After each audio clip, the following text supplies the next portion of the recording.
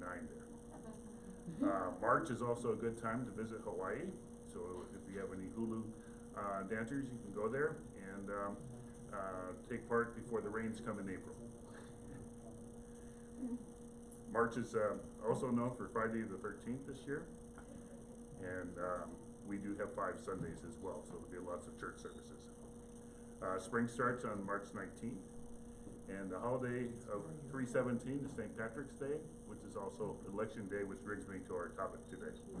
I'll now introduce our speaker, Professor Tom Sutton, Political Science Professor at Baldwin Wallace University, my alma mater, and Director of the Community Research Institute, and the 2020 Great Lakes Poll, which covers Ohio, Pennsylvania, Michigan, and Wisconsin. 3 of those states were swing states in 2016. He is a University of Virginia graduate and also has his PhD from Kent State University, and he basically spends his time studying voter sentiments. So without further ado, Dr. Tom Sutton. Thank you, Chris. Thank you. Good morning, everyone. Good morning. Is the volume okay as far as hearing? Yes. Okay. Sometimes I wander, and I told them not to give me a microphone to wander with because I tend to then speak too loud. So I've honed that over 22 years of teaching traditional age students, where sometimes a loud voice at least keeps them from falling asleep. I hope the same is not true this morning. So at any rate, what I'm going to try to do this morning is give us context, historical context and contemporary, about why primaries matter. Now obviously they matter because this is how we select candidates by parties to run for president, in the same way that we select candidates in parties down ticket for Senate, for the House, for local races, unless we have nonpartisan races, which many of our cities around here do, though you still might have a primary to be the Democrat who becomes the nonpartisan running for the council seat, which is a whole other story. We're going to just stick with the national. One of the other things to keep in mind is that this is the only election where we vote as a country. Every other election is voted state by state, district by district, city by city, county by county. But even this one isn't really national because of the Electoral College, right? So at the end of the day, the Electoral College and the votes by state determine who the president becomes and will become or become again in 2021. So let's take a look at the background. Primaries were part of the Progressive Era. The Progressive Era of 1890 to 1920, roughly speaking, were a way to loosen the grip of party leaders' control. So if we think about parties, first of all, we know that the Constitution has nothing in the language of the Constitution about parties or parties running for election, etc. It has the rules about candidates, candidate eligibility, how elections should be run. Even those rules tend to be pretty general. Parties emerged quickly, as we know. The Federalists that became not really a party, but they were a group. This was George Washington, John Adams, Alexander Hamilton. The Anti-Federalists, who didn't get their way with the who got their way with the Bill of Rights, but didn't get their way with the structure of the Constitution, emerge and evolve into what become the Democrat Republicans, who are the ancestral party of today's Democratic Party. So of our 2 parties, the Democrats are the older of the 2 parties, and that was the party of Jefferson. They were very strong in that early part of the 19th century. Roughly, the era of good feelings was basically code for the era of one-party rule that went on until the emergence of the Whig Party, which sort of succeeded to some degree. They finally collapsed, and they and the Free Soil Party and a few others got together in 1854 in Ripon, Wisconsin, and emerged as the Republican Party. The Republican Party we know of today, stunningly successful because they got a president elected 6 years later. That's pretty good for a new party, that being Lincoln in 1860. Though for marketing purposes, they had to sound like they'd been around as long as the Democrats, so they adopted the Grand Old Party, even though they're the younger of the 2. So at any rate, that's enough history on that. It was Robert La Follette, the governor of Wisconsin, progressive governor, who after seeing party control by party leaders essentially pushed to the side a lot of progressive candidates in the state house in Wisconsin, he pushed for giving people direct access to choosing nominees for party office and for party nominations. And so he introduced the idea of the primary, where instead of party leaders choosing who the candidates would be at conventions, it would be us directly as members of a party being able to cast a vote the way you do in a general election, but you're voting for that party, your candidate to be the party's nominee for whichever office, in this case it might have been governor, senator, etc. By 1916, 16 states have adopted this primary model. What's interesting is after World War I, and this often happens, after a war we sort of settle into a period of calm and contentment, and we tend to move a little more to the conservative side. In this case, 8 of the states repealed their primary laws, but then after World War II, primaries then reemerge, partly because candidates saw the benefits of direct access to voters through the mediums of radio and TV. And of course, we've seen that grow, now it's social media, etc. In 1952, very interesting, this was the first place where we really saw primaries being part of this, but not making a difference. So most of you, many of you may know, Adlai Stevenson was the Democratic nominee in 1952. He didn't compete in a single primary. Estes Kefauver was the one who had most of the primary votes. But even then, there were only about a dozen states that were holding primaries at all. So primaries really don't emerge as a major force in either party until well into the 1960s. So this is where they start to emerge. Establishment versus change. Typically, the change agents in a party want things to be new and different, and it's typically to include more people, include more voices. Establishment, by definition, says the system works because our people are winning, we don't want to change it. So in 1960, the establishment was Lyndon Baines Johnson. The challenger, of course, was John F. Kennedy. Johnson wound up losing in the first primary in New Hampshire, and of course we know, even though he continued to contest, John F. Kennedy became the nominee. The big surprise was Kennedy then choosing Johnson to be his vice presidential candidate, which many people didn't expect. The two really disliked each other, that's putting it mildly. LBJ was the Senate majority leader at the time, so giving up his Senate majority leadership to then run as vice president for a candidate who was Catholic, Irish, young, really untested, not unlike the way sometimes people talked about Obama in 2008, the way people, some today talk about Pete Buttigieg as a candidate. Who's this guy who just came out of nowhere and suddenly thinks they're going to be president?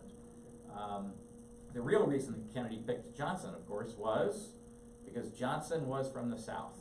And what's interesting is that Johnson never thought he would make it because he was from the South, because Southern Democrats had not been nominated for the presidential ticket since before the Civil War, right? Because of the Civil War and that whole Southern Democratic bloc, they could never appeal nationally, because again, segregation, all the things that the Democrats in the South supported, kept them from really being able to be national candidates. So there were many things about the 1960 election that we sometimes don't realize were real changes, and that ticket being one of them. 1964, Goldwater becomes a surprise candidate. It was the Eastern establishment Republicans, Nelson Rockefeller, Harriman, others who were running for the nomination. But out of nowhere comes Goldwater, this young guy from Arizona. He wound up winning 8 of the primaries, and again, there were only about a dozen where they were contesting, and he becomes the candidate of change in the Republican Party, which of course was a landslide. Now, it was a landslide partly because in 1964, the likelihood that Johnson would get elected was almost 100% because of the legacy coming out of the Kennedy assassination.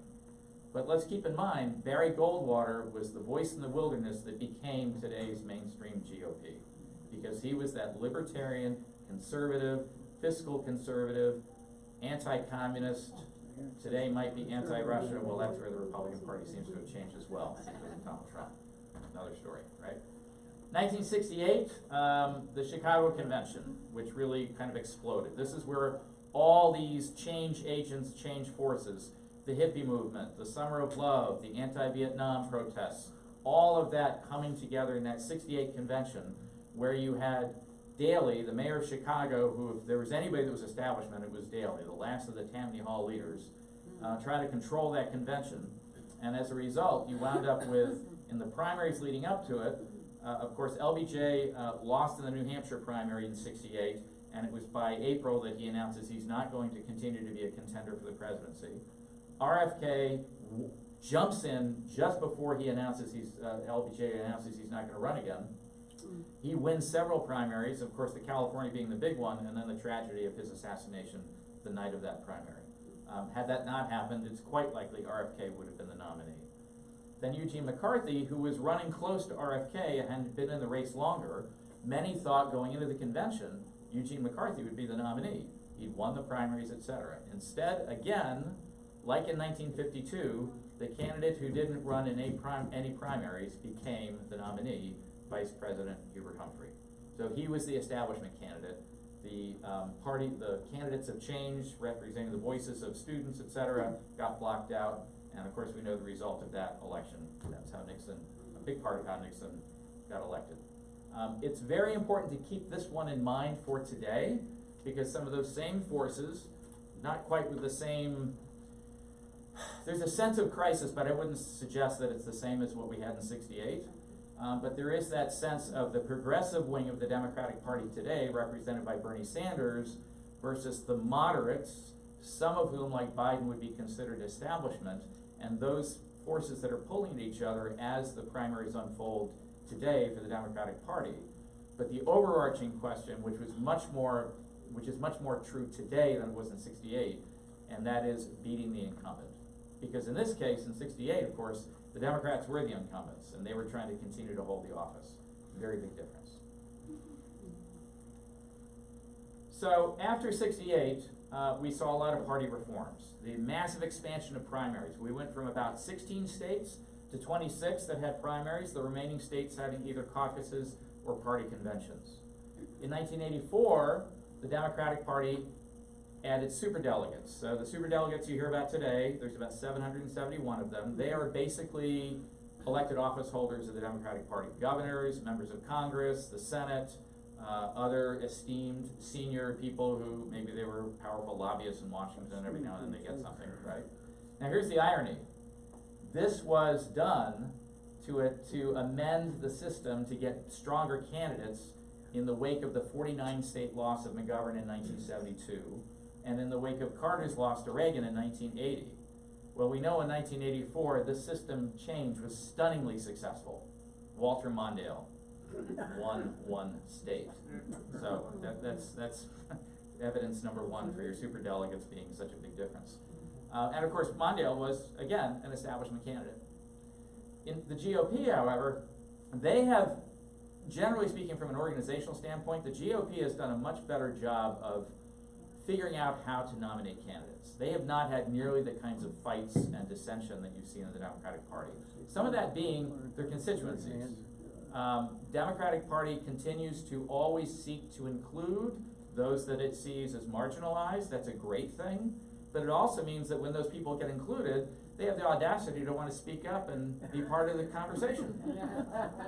And those that included them say, well, wait a second, that's not what we want to do. We're the ones that have been here for a while. Well, you just invited us in, right? So after '68, of course, the voices of students, labor, which had already been pretty involved in the Democratic Party, African Americans, Latinos, all of those voices became or began to become stronger in the Democratic Party. Republicans, on the other hand, went straight. They have a very simple system. 7% of their delegates are superdelegates. They have to vote based on the results of the state they're from. So they essentially mirror whatever their state decided in their primaries and caucuses. And then, of course, we have 2020, the newest reforms for the Democrats, based on what happened in 2016. And some of you may recall, Bernie Sanders claimed that because many superdelegates in the early part of the primaries were backing Hillary Clinton, that in some ways put a thumb on the scale of the primaries and caucuses, putting the advantage to Clinton, who eventually became the nominee.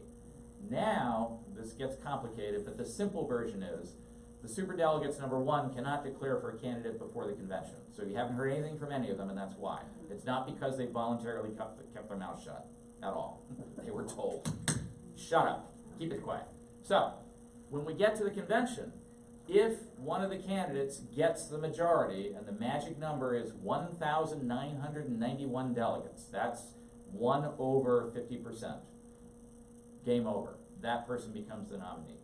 If, however, as we're seeing this conversation about a brokered convention, which if the current trends continue is quite likely, with Sanders having about 25 to 30%, and Biden maybe having 20 to 25%, and Bloomberg having Well, a whole lot less money than he had when he started this thing. You'll hardly notice. And maybe some votes, right? It could be, for political scientists, this is a dream come true. Like, this is old school stuff. This goes back, and you know, you have to go back to 1952, the last time we really had a contested convention. If it goes to that, in the second round, that's where the superdelegates then can get involved. And there's rules as to what they can vote for, how they can vote, etc. So it's still somewhat restricted. But if we have a brokered convention, there's really no rules for what happens in that second round other than what the superdelegates can and cannot do. So, wait and see. So what can they not do? There are rules related to how their states vote. It's a little bit like the Republican rule, and where they can or cannot vote based on those states. But what we'll also probably see is the old school brokering between state delegations and candidates. So that whole question of, will some of these candidates, instead of withdrawing from the race like Steyer did yesterday, stay in the race if they have some delegates, so they go to the convention with their delegates, and that becomes a bargaining chip. So maybe it's the bargaining chip to be the second, to be on the ticket as the vice presidential candidate, or the bargaining ticket for if you win Secretary of State, Secretary of Defense, et cetera, et cetera, et cetera. Again, old school. You have to watch back episodes of House of Cards to see how that worked. Right? All right, so when we just wrap up, New Hampshire primary winners and losers. New Hampshire, the first in the nation primary. Iowa, the first in the nation of everything, and theirs is a caucus, or at least it was. My wife and I, this shows you, I got what I call the fifth star of being a political nerd. My wife and I drove to Iowa. 9 hours there, 9 hours back, just to see the Iowa caucus. We went to Davenport, which is right on the Illinois border. We found that there was a convention center in Bettendorf. This is the Quad Cities area. Now, I'm from Long Island, by the way, so when it comes to that part of the country, this was all new for me. But at any rate, they had 11 precincts voting at this convention center, so we went.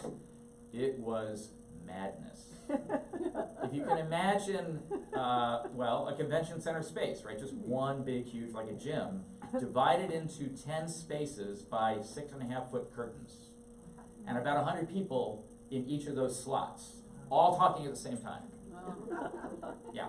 Like our meeting. We don't have to worry about the Russians. We can do it ourselves, really. I came back, and my friends, including one who's from Iowa, said, you know, we managed the caucuses just fine until you got there. And I said, well, Vladimir said I'd get a doctor in Moscow if I messed it up.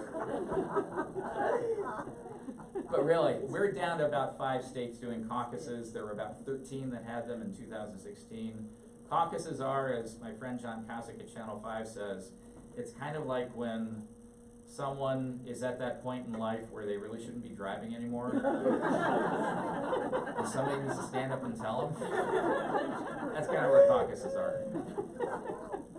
So, for the Democrats, this is an interesting one, which I did not know until I started looking at this. Harry Truman, we all think, chose not to run again in '52. He technically could have, because the constitutional amendment had not yet been adopted that puts the limit, the 2-term limit on the presidency. However, he actually was on the ballot in New Hampshire in that primary, and he lost. And it was after that that he said, I'm not running again. Now, you read his memoir, there's no mention of the New Hampshire primary. But in fact, he did get at least a little straw poll that told him, get out. LBJ, of course, same thing. Lost in the New Hampshire primary. It was a few months after that before he declared he wasn't going to run, but that was certainly an issue. Winners for the Democrats, McGovern, 72, surprise candidate, went on to become the nominee with the help of Richard Nixon. Jimmy Carter in 76. Gary Hart in 1984 didn't become the nominee, but he went from this outsider junior senator from Colorado suddenly to becoming a hot ticket, hot in many ways. Yeah, so he biminied his way out of the nomination. And then, of course, Clinton, who was the first to come in second and still declare it a win, which maybe presaged what we've now become our new normal with the 10,000 plus lives of President Trump.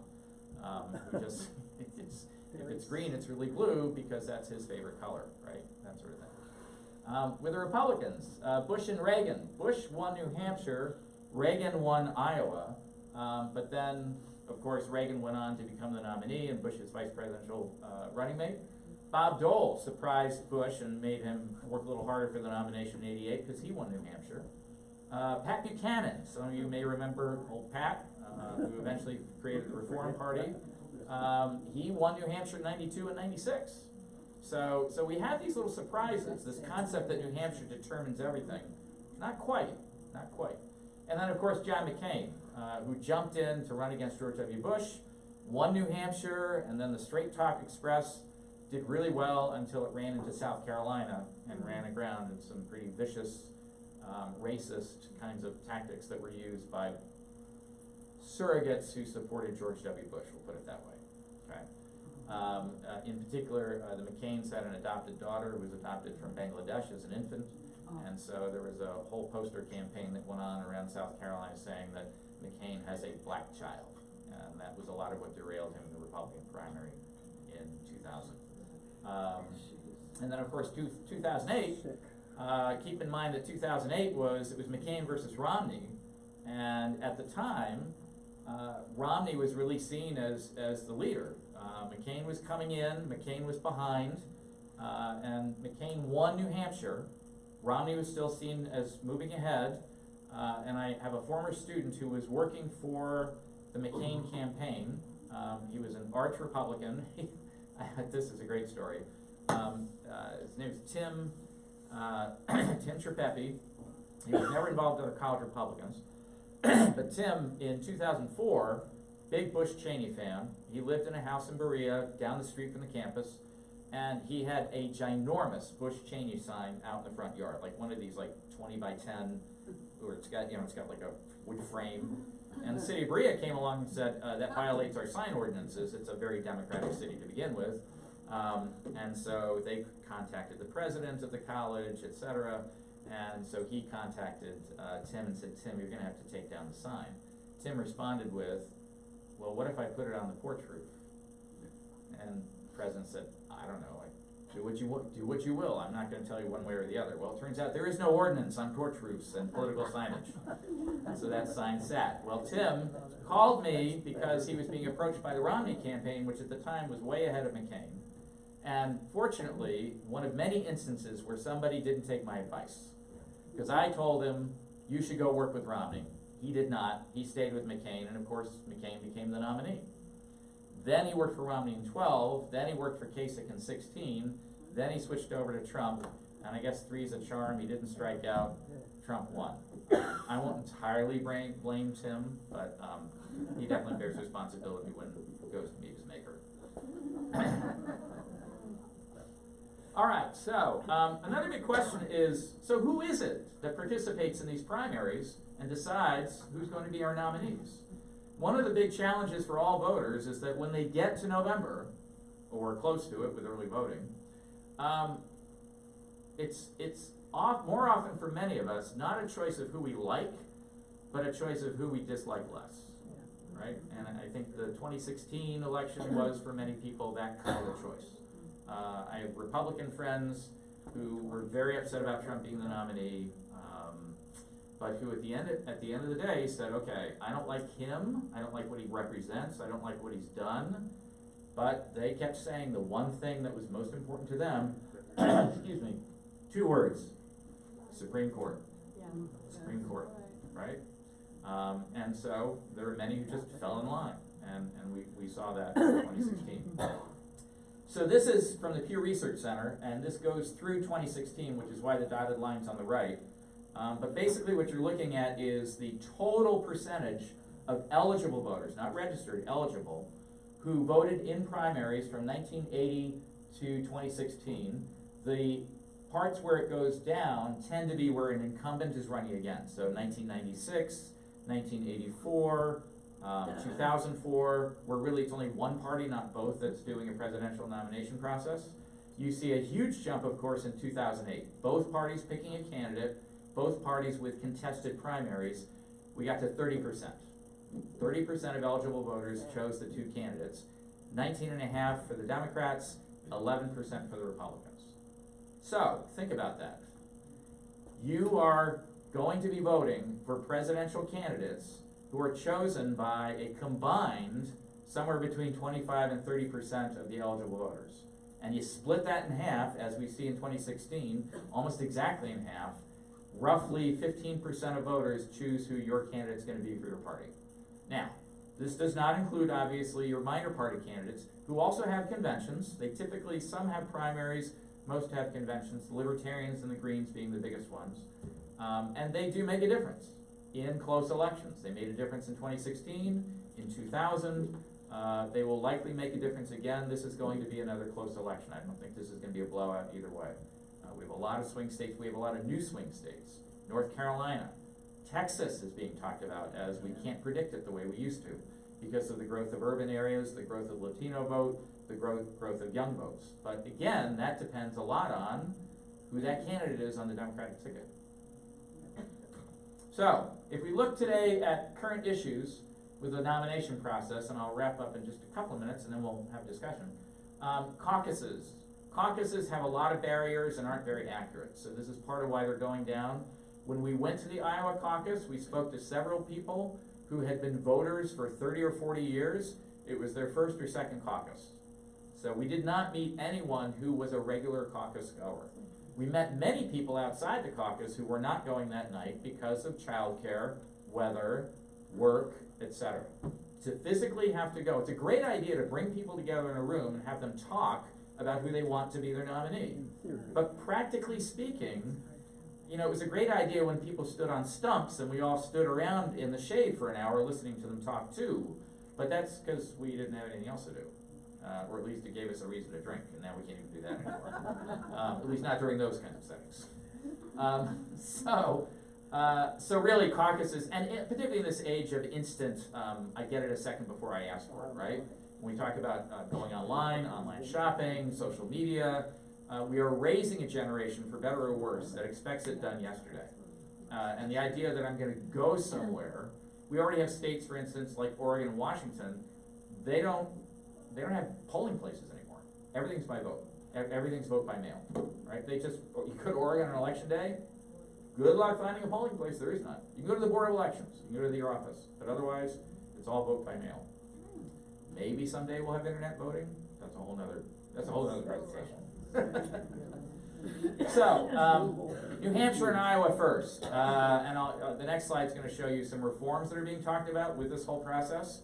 But the idea that two states that are small, overwhelmingly white, tend to be a little older, being the ones that have such an impact, although that impact's clearly lessening, should they continue to be first? The money problem, or the front loading. So Super Tuesday, we got 14 states plus territory that are going to be voting on Tuesday. And the territory is actually people who are voting in a primary who are not stateside. These are our expats. They all get to vote on Super Tuesday as well. About 1/3 of the delegates for the Democrats will have been chosen by Super Tuesday. That's how much that's going to count. This started in 1988, by the way, when southern states, trying to get a little more of a voice, came together. There were 9 of them at the time, and they all decided to have their primaries on the same day. And it was to attract attention from the big states or the swing states that tended to get more attention from the candidates. The money problem. Self-funded candidates like Bloomberg and Steyer. And again, keep in mind the context of money, right? Super PACs, which have become a bigger and bigger part of spending. There's a super PAC that says it's going to spend $9 million on behalf of Amy Klobuchar in the Minnesota Super Tuesday primary. That could keep her in the running. And then, of course, the Sanders effect. This is the reform everybody wanted, or they said they wanted. Sanders said no to all the big money. He is the best funded candidate outside of Bloomberg and Steyer. And his average contribution is $40. No big money, at least as far as we know, and he's doing well with that. So that's hope for change. Who I believe in versus who can win. All of us as primary voters face that same question. I love this candidate for what he or she stands for, or because this candidate is a woman, or Latino, or African American. But who's going to beat Donald Trump? Or generically, simply who's going to win, right? The other thing to keep in mind is primary voters are not people who just meh about politics. They care. And when they care, they typically care and they have stands, they have positions, they have beliefs, they have principles, which is also part of what pushes both parties further to the left and the right. And the polarization effect is in part because of who participates in primaries. All right, so, oh, I skipped one, yeah, there we go. So here are the reforms, none of which really are being taken seriously, but nobody took gerrymandering seriously for a long time, and then we finally started to see some change there, so you gotta start with an idea. Very quickly, the American California plan, you do a graduated random selection of states, small to large. Start with your small states, group them based on delegate counts, then go to your larger states. It essentially spaces it out proportionally by state size, but within those groups you randomize who gets to go first, second, third, or you put them in smaller groups week by week in your calendar. The Delaware plan says take 4 groups of states, again, small to large, but you basically would have 4 primary dates. And that would be it. You don't have this spreading out from January all the way to June. The rotating regional plan, you rotate states within each of the 4 major regions of the country, divided up this way.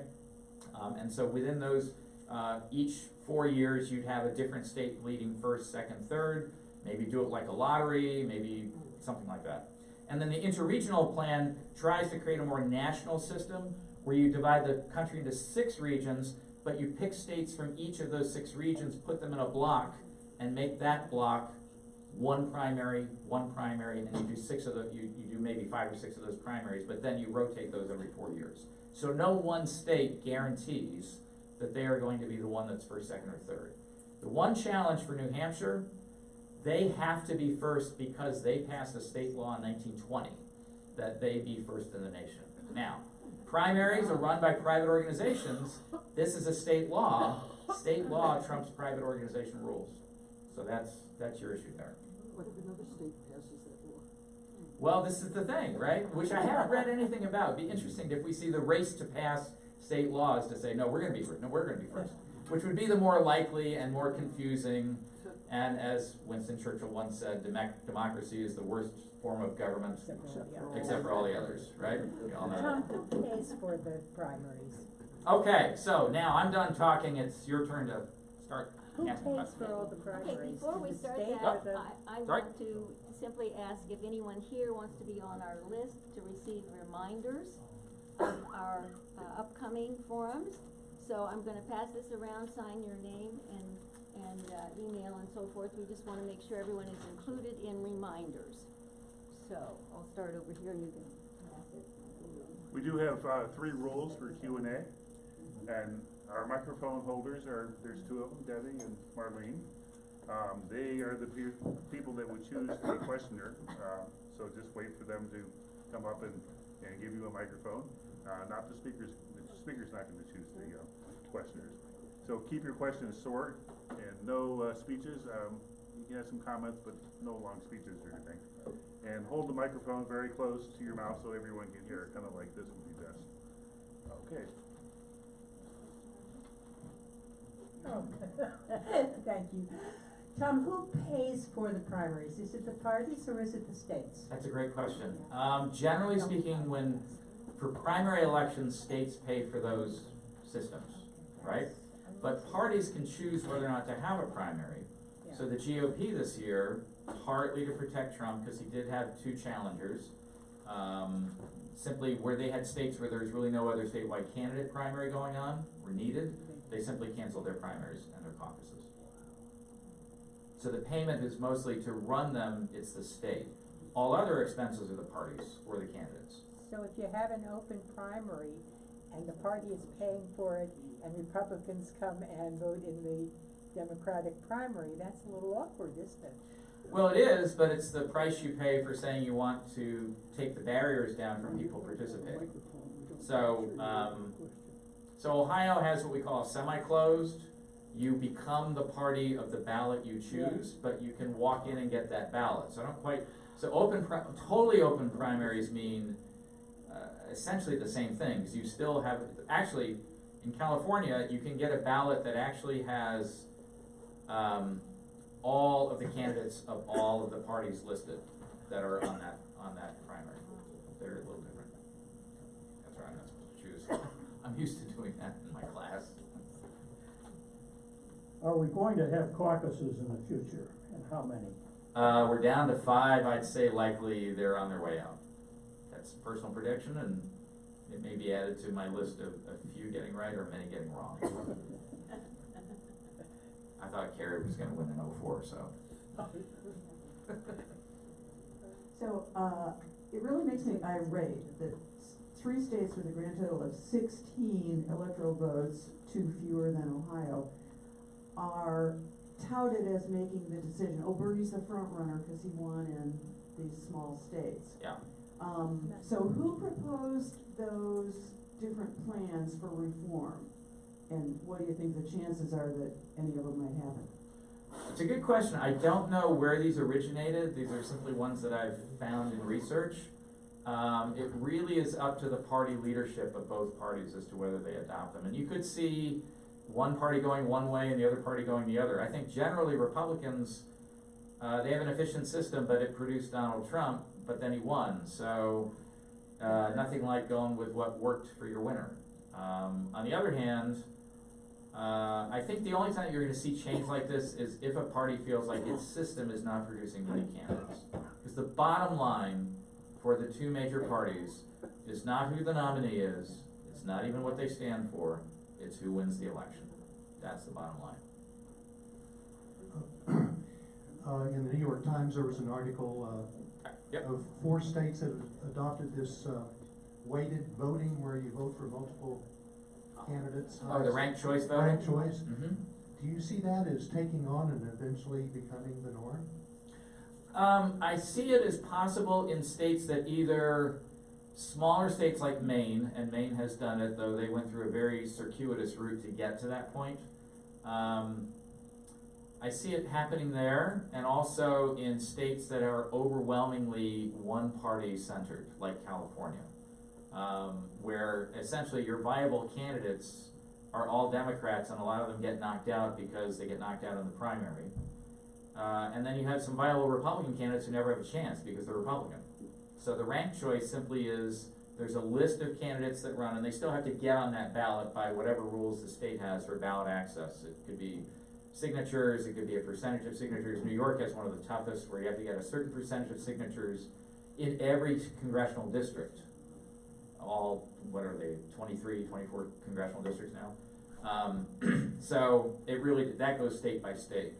I think ranked choice has an appeal depending on if we see more and more voters moving towards independent and less seeing themselves as party ID. But the numbers have been fairly constant. They move a little bit one way or the other if you count primary voting. But if you ask people personally, they have a tendency to prefer to say independent, particularly in younger generations. So I think one of the things we're going to see over time is that as the millennials and Gen Z move into the main voting bloc, with their movement and the continued diversification racially and ethnically of our voting population, that I think is the most likely factor that will affect things like going to ranked choice voting and that sort of reform. So. Yes, how is it workable to have the Democratic nominating convention come out with a Bloomberg-Clinton ticket in their nomination? So is the question, how likely is it? No, how is it workable that they can get that? Well, this would be either if Bloomberg is the outright nominee by delegate count. So if he cleans up Super Tuesday and continues on a roll into the convention and gets the 1,991 plus, he becomes the nominee by the Democratic Party's rules. And then he chooses who his vice presidential candidate is. They don't have to, the convention approves the choice, but that's really a pro forma. The other scenario is a brokered convention, and a brokered convention would be if none of the candidates have the votes needed to be the nominee, and the states collectively make some kind of a decision, state delegations, to have Bloomberg be the compromise candidate with Clinton. Now, I would suggest the likelihood of Bloomberg alone is slim. The likelihood of Bloomberg and Clinton is right up there with the question that was on the which poll was it? Oh, it was UMass Lowell had a poll a few weeks ago, and the question was, would you rather see Donald Trump reelected or see the planet hit by a meteor? 32% chose the meteor. What size meteor? I'm not sure. It'd have to be pretty big to have done as much damage as Donald Trump. According to Democrats. I'm nonpartisan. Have a meteor hit the Where did the suggestion of Clinton come from? Oh, we got someone right behind you. So, there's so much emphasis right now on the census. Is there any way to tie what we're talking about now to, what the census is going to be doing, or perhaps not doing?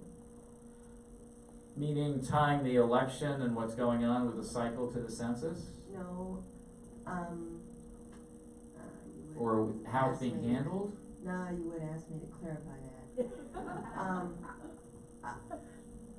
The census is going to give us our congressional representatives. Yes. The census is going to give, I suspect, I'm a social historian by training, okay? I suspect we may lose a congressman, and Wyoming or, North Dakota will get it, probably North Dakota for sure. Well, Wyoming won't lose one because they only have one.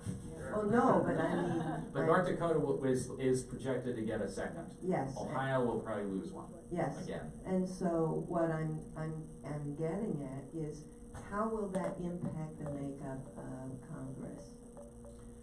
Well, the point of having congressional apportionment based on the census is that each state gets the number of representatives proportional to their population. The Constitution said 35,000 per district. You can only imagine how big the House would be if we did that still. It's a bit vague, but the Supreme Court upheld the idea that you could change that number even though it's right there in Article 2. Article 1. But, and ballpark, we're at somewhere between 700,000 and 1.1 million per district. The reason for that disparity being the 7 states that only have one congressperson, including Wyoming, the Dakotas, etc., Alaska, Delaware, they range in population from about 600 to 800,000. So they don't hit the threshold of becoming 2. I've heard North Dakota may go to 2. Rhode Island has 2, they may lose 1. But again, it's based on the trends of where people are living, where population is growing. And if you take out the partisan part of it, and my state's losing, your state's gaining, it's a zero-sum game because we're not allowing any more people to be added.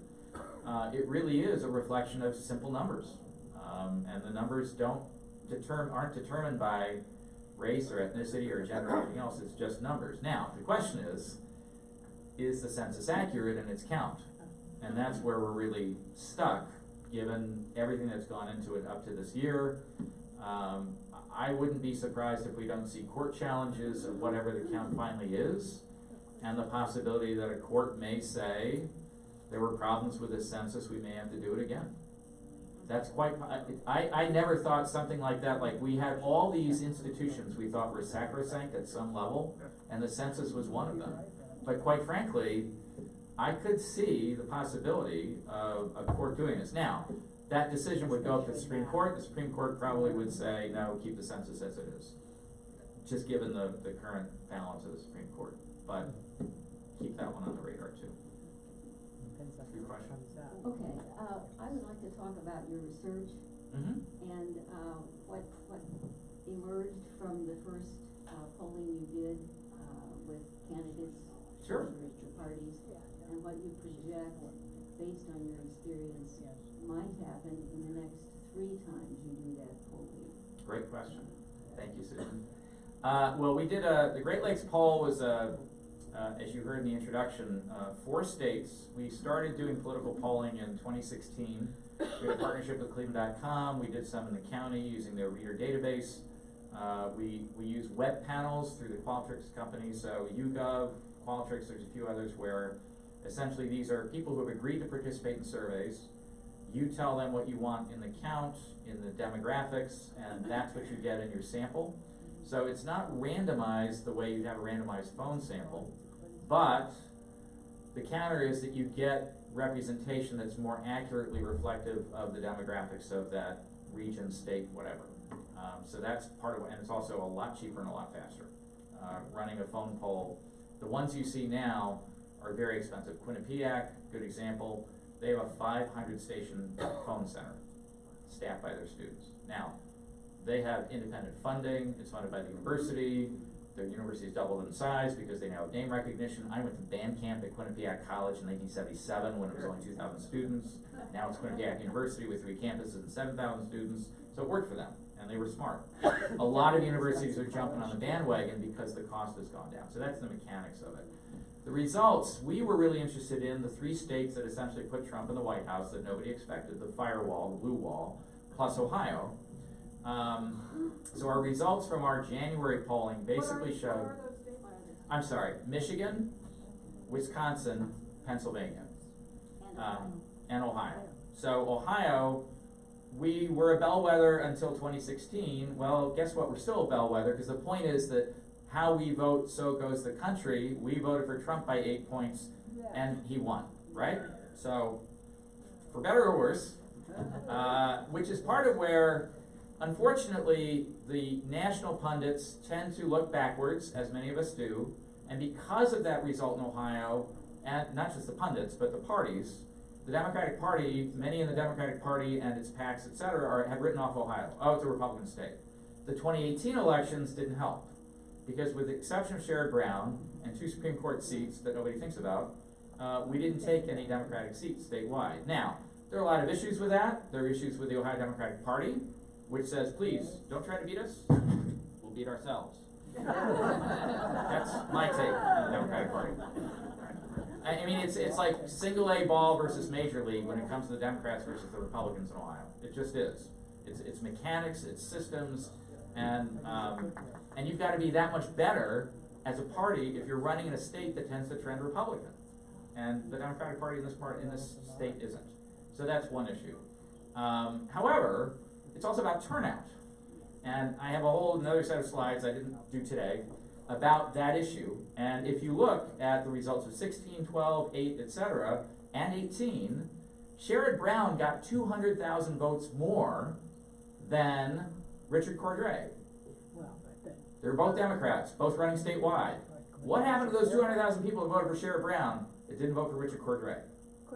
Right? They voted the candidate, and he was not seen as a strong candidate by those voters compared to Sherrod Brown. The results of our polling, big stack here, I won't read through it, but what we basically showed was what everyone was saying back in January. Biden was leading in the 3 states, Ohio, Pennsylvania, and Michigan. Sanders was leading in Wisconsin. We were showing people in all 4 states favoring a Democratic candidate regardless of who the Democrat was by between 5 and 15 points over Donald Trump. So the results were looking good. That's changed to some degree. It's starting to narrow as people get closer to their own primaries. Michigan is part of Super Tuesday. Wisconsin then, let me think. Then there's Ohio on the 17th. And then Wisconsin is April 2nd and Pennsylvania is April 28th. You're a real nerd if you can keep all that in your head. I don't recommend it. So it's possible that all 4 of those states could go for a Democratic candidate. The 2018 election certainly pointed in that direction in the other 3 states. They all replaced Republicans with Democrats in their governor's seats. Pennsylvania had a Supreme Court decision that reconfigured the congressional map. They added 2 congressional seats. Scott Walker is no longer an elected official in Wisconsin. That alone made a big difference for their state. So trend lines, you know, our national elections and our state elections are kind of like a giant cargo ship coming through the Cuyahoga River. They tend to move in one direction, and shifting them doesn't happen instantly. So for those reasons, those trends continue, and the most important constituencies as to who winds up in the White House, I should say who wins the election, the whole getting into the White House physically may be another issue. All those scenarios about if Trump loses, what will he do? Right. But the bottom line, I think, is women, particularly suburban women, and African Americans hold the keys to whether or not a Democrat wins in 2020. Women in the suburbs? Mostly suburbs, but I wouldn't just say suburbs. I think there are women in other demographic groups that are also equally a part of this. Yeah. Yeah, not only do you have to pick who do you think you like the best, and who do you think can beat Trump, how do you pick your favorite billionaire? I mean, how important is it that they have so much money Well, to only one's win? still in the race. Well, so Steyer is one exhibit of many that money is necessary but not sufficient. So back in 1988, the leading candidate by money was Phil Gramm, the Republican senator from Texas.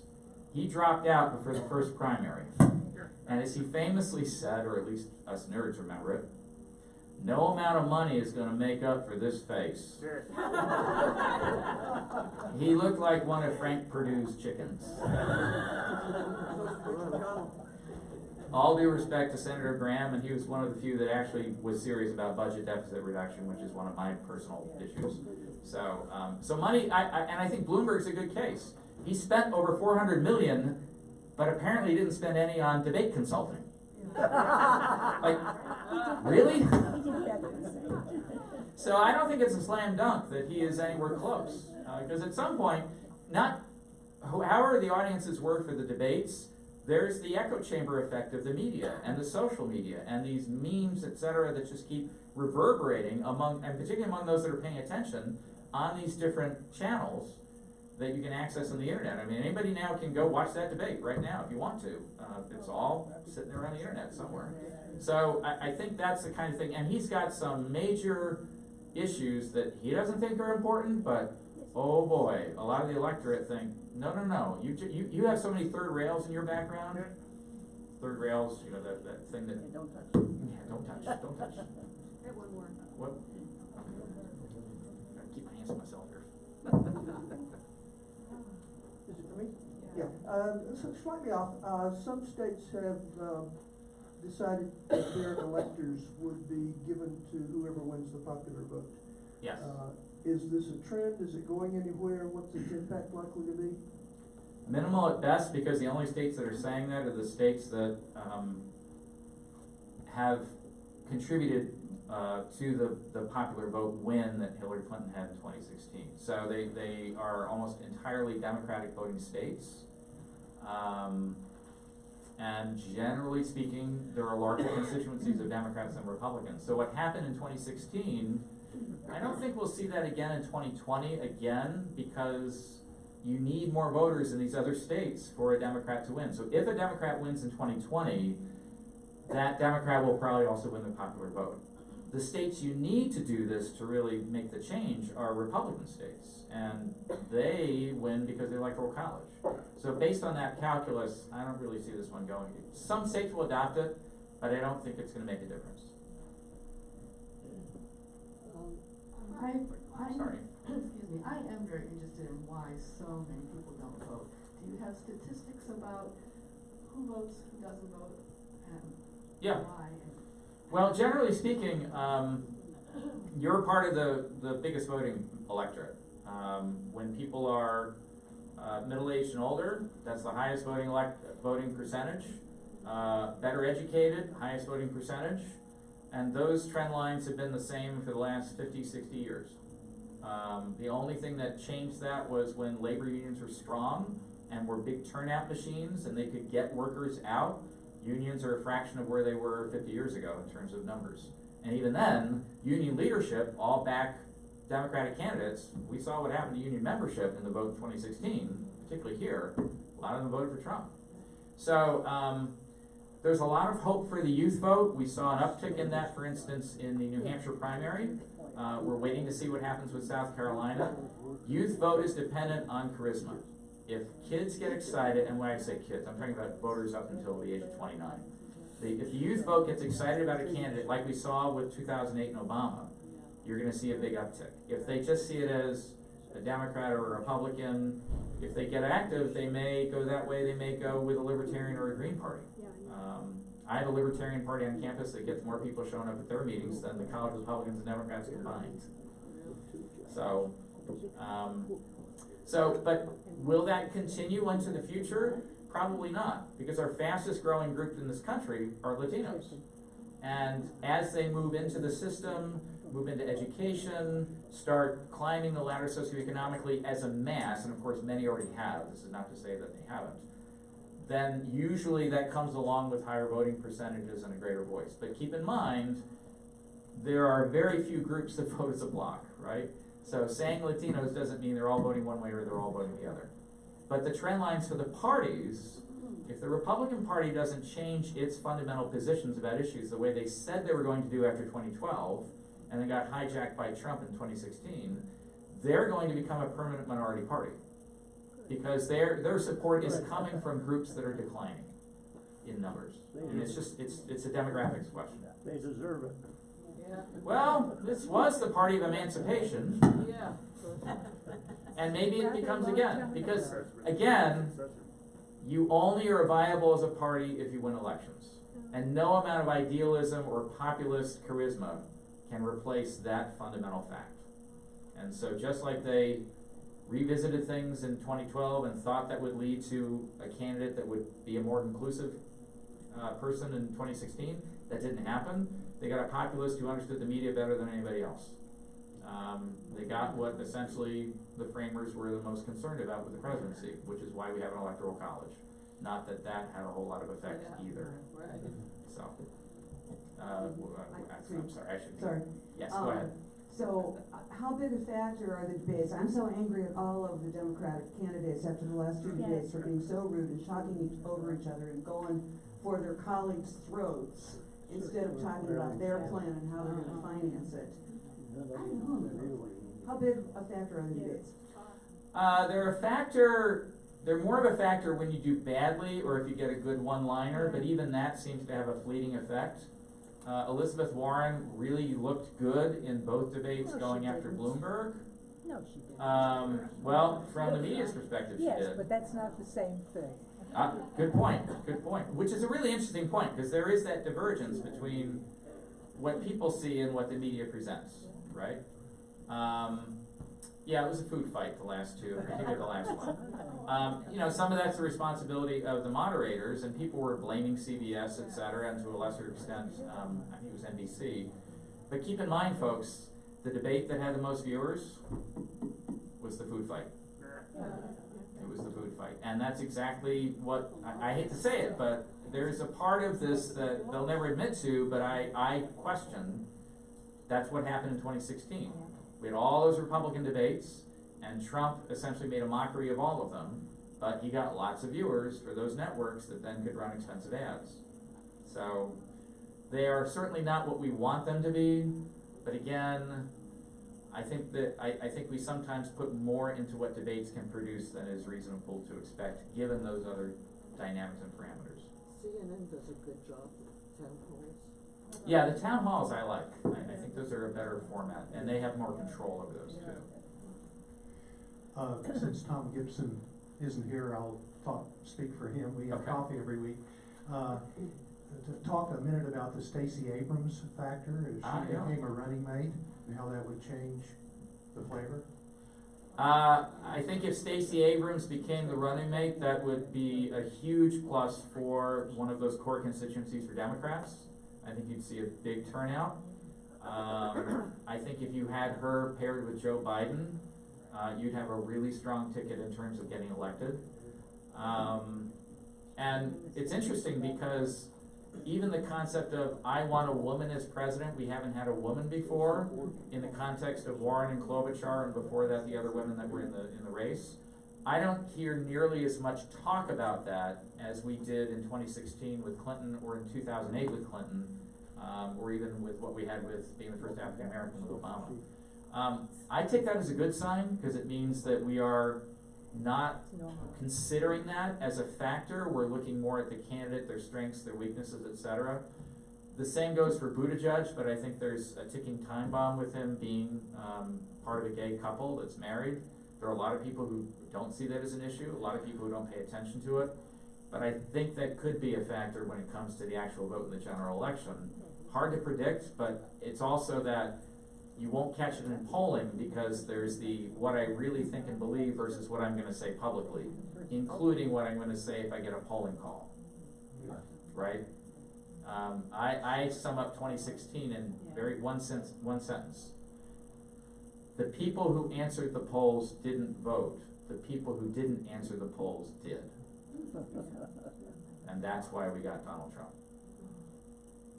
That's a weak defense of polling that went wrong, but what can we say?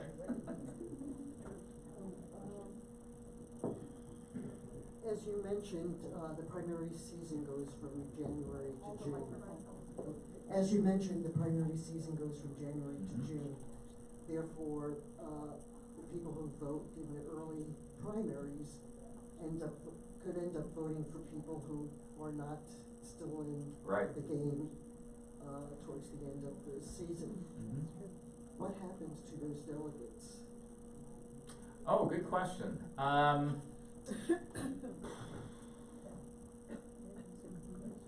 That is a really good question, because if they do not stay in the race, those delegates essentially are released. But I'm not sure what happens to them. That's a really good question. I hadn't thought about that one. Because it's pretty common, right? The Yang delegates, though he didn't get any in Iowa. Yeah, I have to look at that. That's a really good question. I'm not sure. We've had so many cycles where the presumed nominee got the majority, and so it was never a question that was asked. But if we get to this point where we don't know. There's so many people running. Yeah. If it's only two, it's not a big deal. Right. So, for instance, Klobuchar, if she doesn't make it through, or Buttigieg, like right now they're running 4th and 5th, right, or 5th and 6th. But they're picking up a few delegates here and there, and if they stay in long enough, even with Super Tuesday, even if they each get 100 delegates out of the 3,000 something, it could be a balance tipper. So there's also the language of suspending a campaign versus just stopping a campaign. That may also have a piece to do with the delegate status going to the convention. But again, I have to check on that. They aren't all bound anyway. I have two quick questions. One is, sort of in the first round. if I pull a Democratic ballot for the primary, does that make me a registered Democrat in Ohio? Yes. Okay. Yeah. My second question is, will Trump debate the Democratic nominee? His strategists will say no. He will personally say yes because he loves a fight and loves the camera.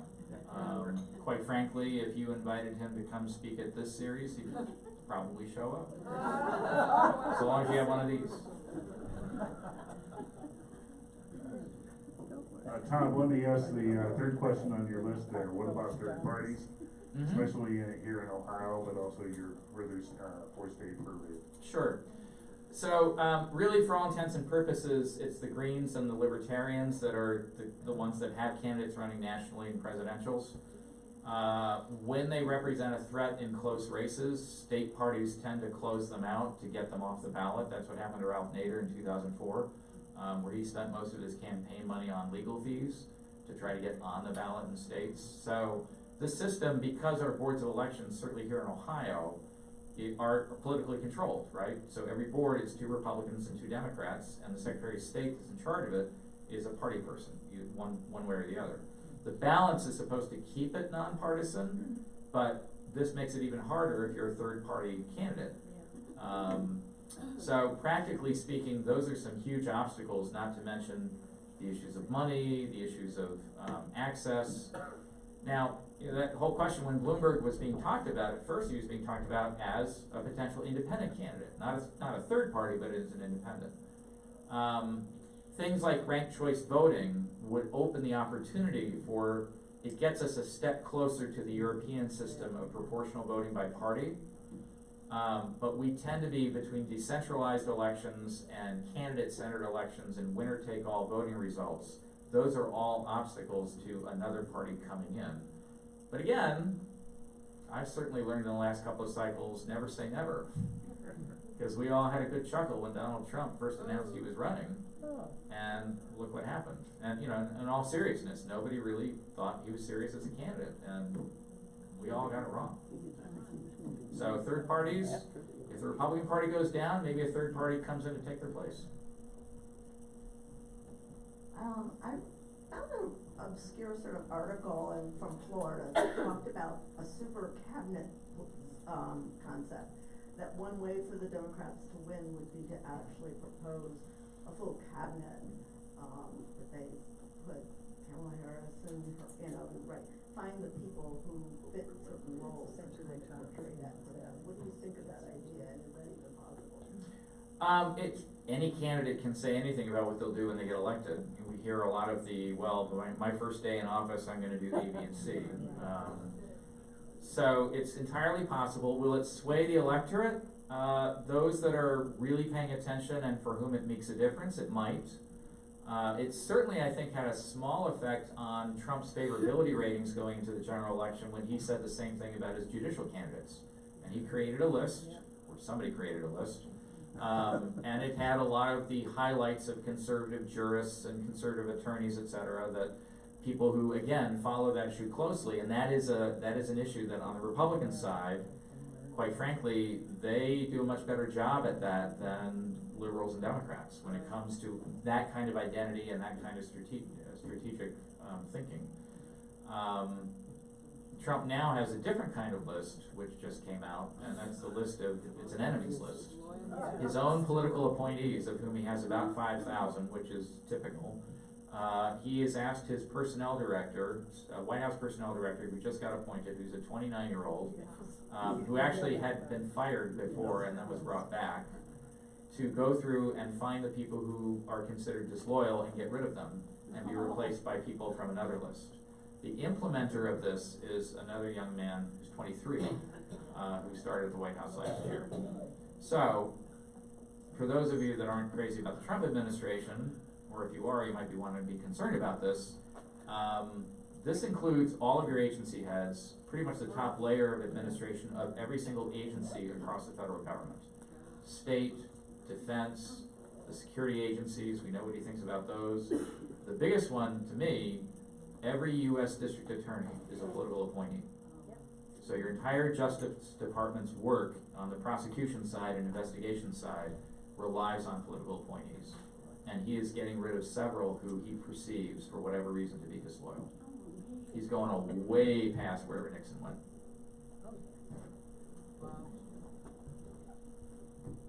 Any thoughts about how the percentages of people who vote would be altered if Election Day was a non-work day, either a holiday or a Sunday? I almost guarantee it would go up. And to that question about why people don't participate in primaries, that's one of the big issues, right? Well, you said that we old people, are heavily voting bloc just because we don't have jobs at party.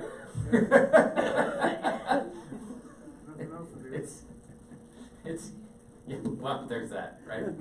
Early voting is a step in the right direction, but again, early voting's not easy. You have to request the ballot, get the ballot, fill out the ballot, send it back.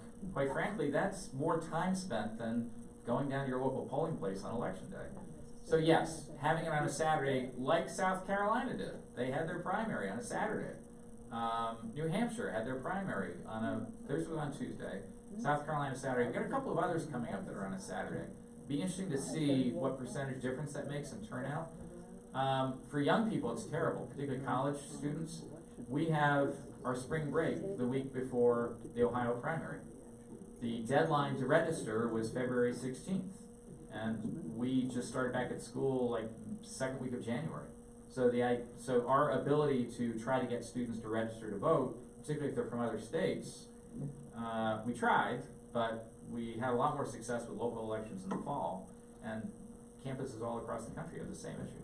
This also, by the way, goes back to the census question, because that's another block of people that always get undercounted because they're not living at the address that's their census address. Now, is this purposeful disenfranchisement? I don't think it's quite that, but it's certainly not paying enough attention to trying to enfranchise more and more voters. But again, who's responsible for that? The bottom line for these parties is to win the election. And if the existing system helps them win, They're not gonna change it, Democrats or Republicans. It's only when they see the system not working for them that they'll start talking about high-minded ideas like increasing the access to the ballot.